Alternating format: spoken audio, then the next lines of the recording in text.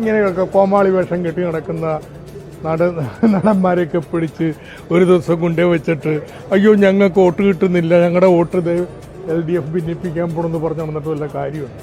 ഒരു അഭിപ്രായ സ്വാതന്ത്ര്യം എല്ലാവർക്കും നേരത്തെ കൊടുത്തിട്ടുണ്ട്. ആരെ പറ്റിയും അങ്ങനെയൊക്കെ പരാമർശങ്ങൾ നടത്താനുള്ള ഒരു അഭിപ്രായ സ്വാതന്ത്ര്യം ഉള്ള നമ്മുടെ നാടാണ്. അതുകൊണ്ട് തന്നെ ആ അഭിപ്രായ സ്വാതന്ത്ര്യം ഉപയോഗിച്ച് അദ്ദേഹം അത് പറഞ്ഞോട്ടെ എന്നാണ് എനിക്ക് തോന്നുന്നത്. കുഴപ്പമൊന്നുമില്ല. ആ സ്വാതന്ത്ര്യം താങ്കൾക്കും ഉണ്ടല്ലോ തിരിച്ചത്തരത്തില്. എനിക്ക് സംസ്കാരം കൂടി ഉണ്ട്, സ്വാതന്ത്ര്യം മാത്രമല്ല ഉള്ളത്. അതുകൊണ്ട് ഈ സംസ്കാരം സമരം ചെയ്താൽ കിട്ടുന്നൊരു കാര്യമല്ല, അത് എളുപ്പത്തിൽ കിട്ടൂല.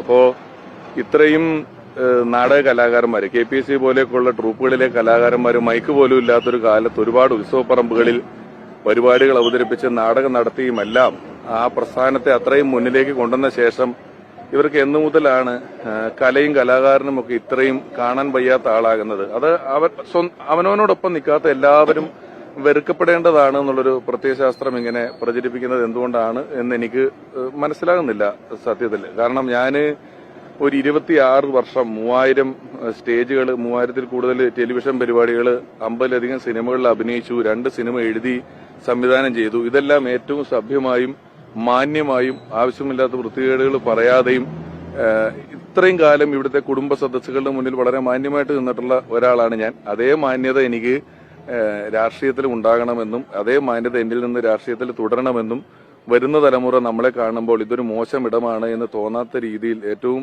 സരസമായി നിൽക്കണമെന്നും ആത്മാർത്ഥമായിട്ട് ആഗ്രഹിച്ചിട്ടാണ് രാഷ്ട്രീയത്തിലേക്കും കൂടെ ഞാൻ വന്നിട്ടുള്ളത്.